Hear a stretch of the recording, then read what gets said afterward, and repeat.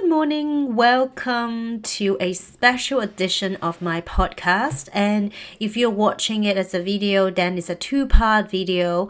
This is a special series I'm doing. It's about honoring our divine feminine, how we're going to embrace more of our inner wisdom and power as a woman, mother, or daughter. And so this became a bigger conversation than I initially expected. So I'm recording its two-part. So today is part one, and you'll be able to listen it to from my podcast, or if you're watching as a video on YouTube and Facebook. But I'm really excited to expand this conversation that I have been having for last few years as I evolve and grow as a mother, a woman, a daughter, and a friend. So yeah, I'm really hoping that you will enjoy this conversation, or actually a talk. But it's really something that I've been putting together since I've written my last book, God with Many Faces. So yeah, here we go. So as a coach and author, and I say creative entrepreneur because I do create different things, I really feel in the last few years it was a big evolution for me. So one of the things was obviously after my book Goddess with Many Faces came out, I have a second baby. I was working or thinking about the next book, but it kind of got all sidetracked because I was working on my Goddess Planner series. Now that's all done, and what I have learned through that, it's really getting a deeper understanding of myself and also what I've been talking about in terms of archetypes and, our inner pattern, our feminine energy. So when I was, first attracted to the material, I was really fascinated by the nature of the archetypes. I mean, I see it as the inner pattern, the blueprint, the thing that we're sort of born with, because we have to go back to that. The way I subscribe to the view is that I tend to believe we came through spirit having human experience. We have a certain soul lessons or design by infinite power. I mean, you may not be comfortable with the word God, or you can say it as divine love or intelligence, whatever that is, a power bigger than ourselves. So I do believe that through this infinite wisdom, this power, we came through. It's a miracle in itself, and we come through with a plan. Could be like some people call it destiny. Some people, will have different words to describe it. But I do think there's certain lessons that we're meant to learn, whether it's about forgiveness, self-reliance, or standing up for yourself. Whatever that is, you have certain big lessons in life. And so we also come with the blueprint of, what our tendencies are. So that's when the archetype comes in. So I talk about 6 goddess archetypes in my last book, because these are the 6 types that I find it most common in women that I work with, and I think they're very interesting. And obviously these are goddess archetypes that I use and talked about, and they came through the myths. I use the Greek myths, but you will find them in Roman and in even different nature. They have different goddesses, but they represent a certain archetype. So for instance, Athena, it's always the strategist, the one with very strong mind, very clever, very strategic. That type of goddess, you can find her in different culture. And basically you will find Athena in your work community or among your friends. It's like, you will spot Athena, or Demeter, which is a mother archetype, which will be someone who loves to look after everybody, may like to cook a nice meal, or just caring for everyone before herself, like a very motherly, nurturing figure. Even if someone doesn't have biological children, that could be someone who, the headmaster who just loves all the kids, or like a figure in your community that just love to look after everybody else. So that's Demeter. And I found these are blueprint that we come with. So that's it, the tendencies, the inner patterns. We tend to behave a certain way just because. And why I find it fascinating is that once you understand your own archetypes, then not only you give yourself more acceptance and permission, the way you are, the way you feel. I'm not saying you don't take responsibility if you do something that isn't right, but you understand where that comes from. That is an opening, because then you can change, you can grow, you can evolve. Or simply, let's say for Diameter, maybe she gets burnt out because she looks after everybody else than herself. It's not like a fault, right? But it's a tendency. Then when you catch yourself, to the verge of, too exhausted and just becoming a people pleaser or so forth, then you can, take a step back, because now that's your tendency. So for me, it really helps with self-understanding and acceptance. So that's why I love that body of work about archetypes. But since I have written that book, obviously I'm growing, I'm learning, and I really want to expand the conversation. So, okay, now we know, let's say we understand the archetype, let's say we understand our inner patterns, and maybe we also have a good idea about our soul plan, soul lessons, so to speak, like our, the things that we need to learn and deal with in our lifetimes. Because sometimes it's very obvious to people, because you keep on bumping into the same scenario until you learn it. So for many people, it will be about forgiveness, or letting go. So these are very common or big ones. Now, what I've got attracted to next is that, now I got a good understanding about my own archetype or people around me. What's next? Because after that, what we want to do is to think about how we're going to live in a more harmonious way with ourselves and others. So how we're going to blend this knowledge and understanding into the way of living, allowing more flow into our life. Let the divine take the lead. It's what I often say now. Not that we don't take action. Like, for example, for Athena, that will be like crazy because she's a doer. She's very headstrong and determined. And there is a part that we need to act, we need to do. But especially for Athena, before that, we need to step back and say, is it really our ego thinking about that's what we need to do or want to do, versus is that something for the greater good? Is that something that it's more part of my divine plan or lesson? Is it something that it's really going to benefit everyone around me? Or is it just me and come from the little me rather than the bigger I? If that makes sense to you. So it's more also looking at, now I know my archetype, but how I'm going to live in a way that will be more harmonious with myself and other people, and basically living a life with more purpose, and perhaps in a sense that, more with the flow, rather than trying to make things happen in a certain way, or just carry on because now I know that's my type and that's it. I think there is a piece where now we have better understanding about ourselves, then how we're going to live more strategically, to think about how we're going to look at our tendencies, as in, I don't like to say strength and weakness. I'd say sometimes our weakness could be opportunities. Our weakness could be a shadow aspect that serve us to learn the lesson, and sometimes it just get us into trouble as well. But how we're going to look at them in a way that, so now we know how we're going to be more strategic with our life, creating better habits, or doing certain things that we know we're going to catch ourselves when this happens, or going to enhance certain abilities or behavior we have that to produce more good.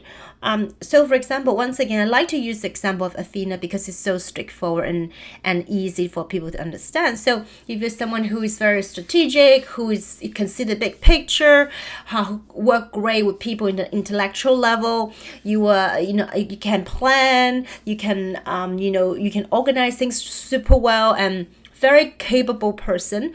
So obviously that's your strength.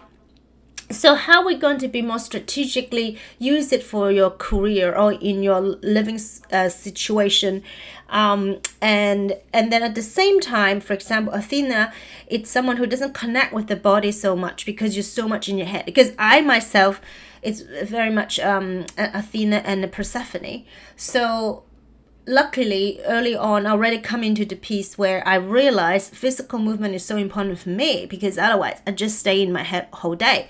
So I learned that, and so I strategically place it in my life where I know, for example, my morning routine is a 10-minute yoga to start my day. It really helps me stop worrying or thinking about things over and over again when I'm in that sort of spiral, or sometimes it just grounds me. So I know exercise and connecting to my body is super important because of that. So I put that into my life because I know that's one of the ways that I can become more creative and more productive is through body movement, and that's what I really need. So that, you see, that's the sense that now you understand your archetype or your inner pattern, your tendency. So next step is that how we're going to incorporate the things that we do to help us to be a better version of ourselves, or it's simply live a easier life. When you're in the flow, life is supposed to be easier rather than always challenging, always hard. I'm not saying that there won't be challenges. We all have that in our life, but how we're going to react or respond, it's going to be making a world of difference. And also, I think in terms of vitality, I know that for some people, for me, I really need like quite vigorous exercise sometimes to really get me going. For some people, they need gentle exercise, and some people need a lot of sleep because they don't sleep so well. So they really need to think about how they're going to work on that and create better habits or circumstances around that piece. So you have different needs. Everyone is different, but it's thinking about that. So how we're going to become more, healthy or looking after our well-being in a more holistic way. And I say the archetypes can help is because we know ourselves, and then that will help us to prepare for the next. And the second thing I love to expand the conversation ahead, it's about the cycle of life. So in my book, I touch on a little bit about the 4 seasons of a woman. So obviously, when you were a young girl, it's like a maiden. I call it the spring. And then when you became a woman, it's like the summer. Everything is ripe. You are, a prime time, so to speak. And then we come to autumn or fall, which is the golden years when we're a little bit older. We may be a mother, or we may be a mentor. We are someone who have a lot of experience in life, and but yet we still have a lot of energy to do and to contribute. So I call it the golden years because you are more aware of who you are and what you can do, and you can use it wisely. So, but then when we go to winter, is really the wisdom years where we take a step back. It's like the winter, seems like you're moving as much, but there's still a lot happening for women. And I call that the 4th season of a woman. And so there is that where it's divided by age or life stages. And then there are times that it's just throughout the year or the circumstance. So for example, I felt that when I was pregnant, it felt a little bit like the winter years because it's about preserving energy, about, keeping still. It's about really reflecting of what I have learned or how I'm going to nurture myself and the baby. So I felt in different life stages, you may experience the season slightly differently. So even though you may be young, pregnant women, you may feel more like it's the winter months in your life right now. And then there are times that where maybe when your kids just, become a little bit older than high school, they're more independent, you suddenly regain a lot of freedom or time, and you really want to do something to improve yourself or improve your life in whatever ways. And then suddenly it felt like in the summer, like you want to do a lot of things, you feel full of energy, you're in the prime time. So that's not like the 4th season is not strictly related to the age, biological age, but also in different circumstances. And I think what our society lead us to is that we're so defined by some of these stigma, where how old you are, like by this age you're supposed to be this or do this, and that's a limitation itself. And more it's coming down, but ourselves, sometimes we give ourselves this false belief that we are, I don't know, you may be in your 50s, you're supposed to think about retirement. Why would you want to start a business? But actually now the world is changing. There may be opportunities, and if you feel you have this energy and things to give, you may really want to start something new. Like Hay House founder Louise Hay started the publishing company, I think when she was 60 years old.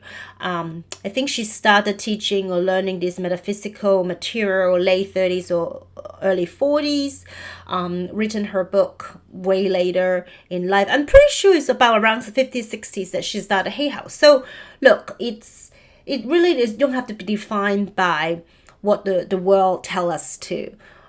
So I think honoring our season, and or you right now is in your 20s, but you really feel like this is time for you to pull it all back, really think it through what you want to do next. You really want to conserve energy. Maybe you were having a difficult time just before, mentally or physically. This is a time where you want to, just like winter, preserving.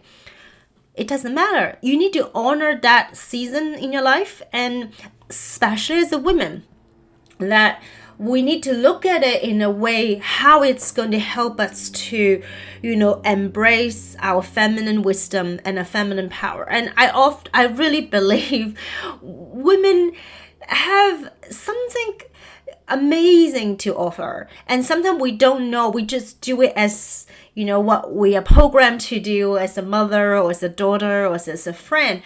But there's a lot of inner wisdom that is stored in our body, in our mind, and often we are not embracing it as fully, as vibrantly as we can. So I think there's a lot of things that we can explore, and I love to work with people on that, and that's why I'm write these books and do this podcast and do these videos, because I really think there's a lot of interesting things that we haven't discovered or talked enough, like to explore more. And so this is the part 1 video, but I think I'm covering a lot of ground about where this conversation is going. And obviously I talked about the 6 archetypes. I briefly talked about Athena, and I'm not going to talk about the myth right here, but you can find it all from my book. And also I have a quiz online, and it's absolutely free. You get the answer, and in that quiz, say you it's a multiple choice, it's very simple quiz, and then you answer a bunch of questions, and then you will get to know which archetype is most active in you, and in that there is description that include a myth. So if you realize Athena is most active in you, you will also hear about the myth. And why I like to include the myth of the story is because myth is a very interesting thing. Whether you don't have to look at it, is this like a real historical event? No. The way you look at myth, it's sort of like wisdom lessons, like stories that teach you something or give you an impression where you will remember it, and you will in your subconscious, that when the circumstances is asking for it, that will just pop up, and you say, that's what that means. And it's a reminder, it's a precautionary tale, and it's just a story that it's just so useful in many ways. A lot of people love writing with stories in the books, and I think part of the reason is not that it's more engaging, it's also you just help you to remember. I love myths, and it's because of that reason. Plus, if you look at some of these myths or this story, you can actually find it in many cultures. So you will have like a resurrection story in Egyptian tale, or in Greek mythology, or in Chinese one, or in Japanese one. The thing is, there are some themes that are timeless, and they kind of you see them in different culture. It's because this come from our psyche. It's coming from that collective wisdom or knowledge, or things that a human suffering or human joy or human emotions that sort of propel us to create this tale. Like if that's the way you want to look at it. But whether it's like divinely given story because it's all about gods and goddesses, right, or just someone make them up, it doesn't matter. The fact that it show us what is in our collective subconscious.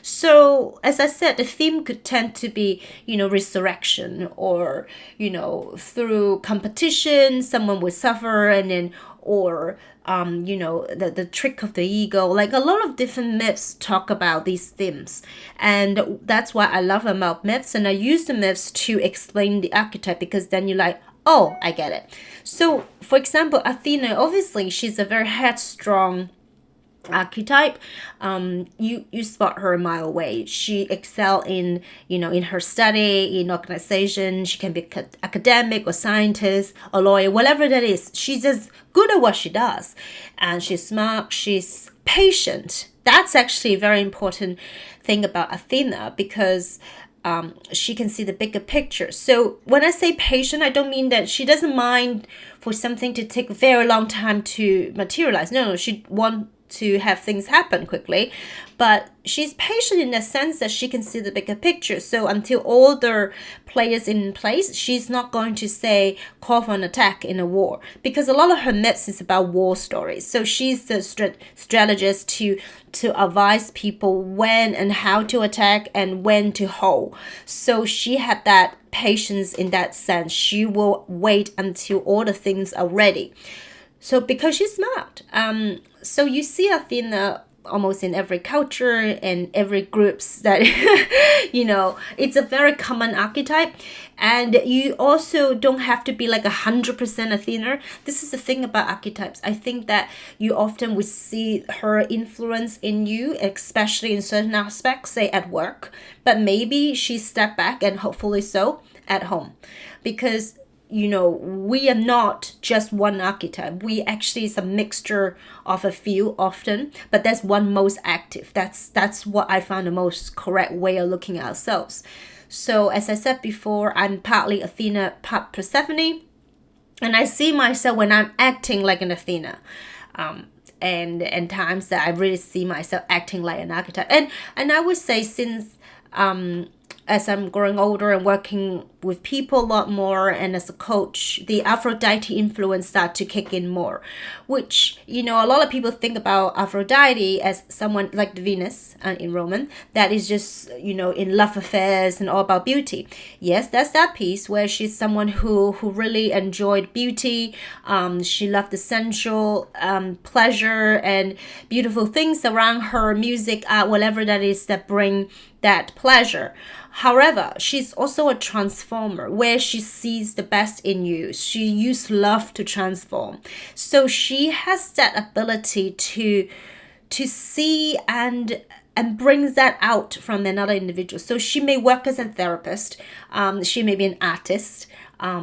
Very transformative, and often actually they are actors or directors as well, because they see that in you and they hone in and they hold you in the energy, and they're magnetic. And then something else will start to happen. It's like an alchemic reaction where she draws that out from you, like then you create something you didn't even know you have it. So that's like a very transformative element, and it's a fantastic archetype. So it's not just about love affairs and beauty. So that's that. But she has that magnetic ability. It's fascinating. It's a very complex archetype, and most women has it, and sometimes we suppress it. Sometimes we didn't want to, we don't want to say indulge in things, or we don't, maybe a social pressure and conditioning to tell you shouldn't be this way or that way. We may suppress that archetype. But this is actually a very important part of being a woman, to understand pleasure, to understand, the ability to transform through love, or see that something special in another person and hold that for them, allow them to bring that out. And that's a very extraordinary ability of Aphrodite. And women who are coming of age often start to develop this, if you are someone who suddenly feel more drawn to Venus or Aphrodite type of Laura, or I don't know, you just suddenly feel like you want to be more like a sensual woman. Actually, this is something happening within you that you are moving to a different stage. So that's Aphrodite, briefly. Again, the myths are fascinating. So, not just to sell the book, but read the book and you hear all the myths. And that gives you a really good understanding about what this archetype means. And then, of course, we have Artemis, who is the hunter, who is very much about someone who can really focus, who wants to dedicate the time for a cause they believe in. It's about justice. It's about doing the right thing. Very much like the big sister that will lead the movement, the women movement. someone who really honor women, nature, animals, and children, because Artemis basically just loved to roam in the forest with her animals. And she's very connected to the moon energy, so she's a moon goddess. So Artemis is someone who have a laser focus, can be very competitive. Nevertheless, Artemis is someone who really honor the inner voice. So if they are very drawn to protecting the environment or creating a women's shelter, they really will have to honor that. They will not do anything else because that really draw them, and they have to focus on it. So they can be quite a single focus type of person. Again, if you have Athena and Artemis together as a perfect ally, because sometimes Artemis may be like coming out quite strong because they really believe in something.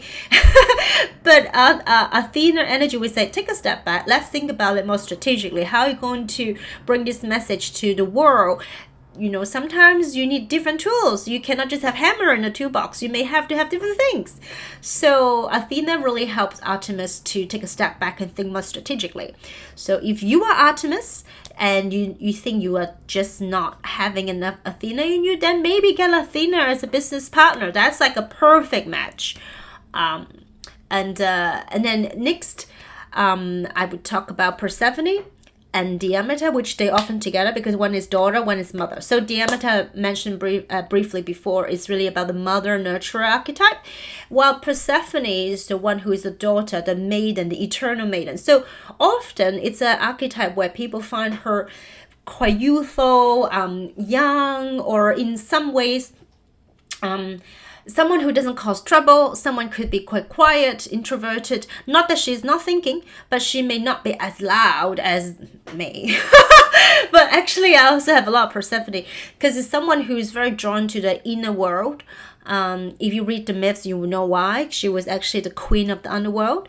Very drawn to the inner world, very intuitive, have a very strong psychic sort of connection. She is someone who has a tendency to, at first seems to be indecisive because she's just figuring it out, or very compliant because she doesn't want to make trouble, doesn't want to confront or argue with anyone. So it may come across like that, but actually she is thinking, she is, learning, exploring, but in her way. So it's very interesting because once Persephone come to age or allow herself to grow, she actually can become very powerful women. And maybe when they were young, you wouldn't see actually Diana is a very good example now just came to my head, Princess Diana, because, when you watch, well, could be fictional, the TV series, The Crown, the way they depict Diana, she was quite an innocent, quiet, shy kind of girl, but then she came into her power later in life when she actually sees the path, sees what she wants to do, because sometimes we just wondering, we don't know, we are still exploring. That's Persephone in many ways, not to be underestimated, but often at the beginning.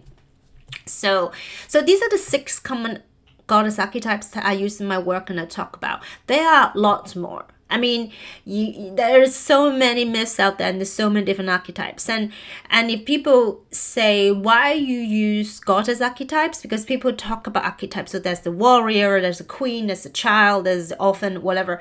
For me, I understand those archetypes too, because I think they also represent different elements in us. The mother, the child, the warrior, or the orphan and all this stuff. It makes sense too, because you get it when someone say warrior, you go, oh yeah, warrior energy. But I find women especially, we are quite complex and dynamic in that sense. I often use example is chai. You can blend a chai with lots of ginger, a lot of vanilla or chocolate, or cardamom or turmeric. You can make your spicy chai in so many different flavor. Yet this is chai. And for me, that complexity describe a goddess archetype. So, for example, again, Athena. It's not really just warrior. It's not just strategist. It's a little bit more than all that, but you get it. You get what that means, right? And I like that. I like that complexity. And sometimes it gives you room to say, That makes sense, because even though she's so headstrong, the part of her knows that she is aware of herself that may not be very connected to her emotional body. So therefore, even though her head is strong and say, I should do this, she may step back and say, hold on a minute, maybe I need to get some more information. That's very Athena as well. Consider all aspect of things, and I like goddess archetype for that reason. I love the goddess myths, and it really talks about women through the ages, how the power evolved, how things have changed. So that's why I like goddess archetypes, and I think it's fun. But regardless, you may identify yourself as, I don't really see any of this in myself, which unlikely. But you may pick Kali, these in Hindu goddess, as something most closest to you, and that's fine. It's just, in a way, it's a symbol, it's a blueprint, it's an understanding of that archetype, and how you live your life and how you're going to work from that blueprint. It's a different matter. The same with astrology. No one birth chart is the same, because you're born in different time and place. So all the planets in a line in different ways. So every birth chart is different. But that's still your blueprint. So you may have a chart where your astrologist would tell you, you can be very creative, you can be very charismatic. But then it depends on you, how you're going to live it. Are you going to embrace that and share your creativity, or are you going to want to keep it small, or maybe there's many ways to share your creativity? So it's still up to you how you're going to play that, right? I love one of the astrologer used the way to talk about it as, this is a sheet of music, but then how you're going to play it is up to you. And I like that for archetypes. So I understand that's my tendency, that's my strength, and maybe that's the shadow.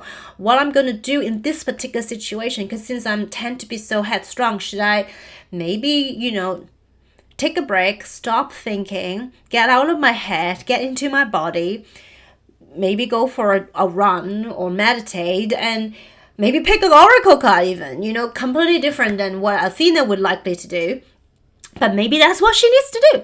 So I think how you're going to work with your blueprint is really up to you. That's one part. And the other part is to also look at how the divine are putting things on your way. So we human often trying to make things our way. We have a lot of doership to make it happen. But there are times that we should step back and say, maybe that's not for me, maybe not for now. But are we allowing that piece, allowing that, let the divine take the lead? Like, in couple dancing, there's follower and leader. And I used to have this problem that I'm back leading the guys, and it's not good because the dancers are not good. And I'm not saying women always have to be follower, but in this instance, I'm comparing, let the universe, let the divine, let God to take the lead, because sometimes you don't see the big picture, you don't know what's around the corner.